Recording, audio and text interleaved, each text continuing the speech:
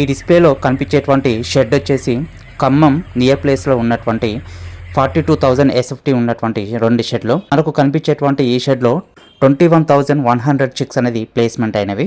ఒక ప్రముఖ కంపెనీతో ఇంటిగ్రేటెడ్ అయిన తర్వాత ఆ కంపెనీతో ఎలాంటి మెడిసిన్స్ అనేది తీసుకోకుండా ఈవెన్ వ్యాక్సిన్తో సహా మన మెడిసిన్స్ అనేది యూజ్ చేశారు. దీంట్లో ఎస్పెషల్లీ వ్యామిగ్రో CID 2000 విరోసడ్ అనేది ఎక్కువగా యూజ్ చేస్తున్నారు. అదేవిధంగా ఈ వర్షం వచ్చిన రోజులు కాక్సీ అనేది ఫామ్ అయిన తర్వాత ఇచ్చినటువంటి మెడిసిన్ వాళ్ళు యూజ్ చేయడం వల్ల కంప్లీట్గా కాక్సీ ప్రాబ్లం అనేది రికవర్ అయిపోయి, అదేవిధంగా ఈ యొక్క డిస్ఇన్ఫెక్టెంట్ అయినటువంటి విరోసిన్ని స్ప్రే చేసుకోవడం వల్ల చాలా హెల్తీగా ఉన్నాయి.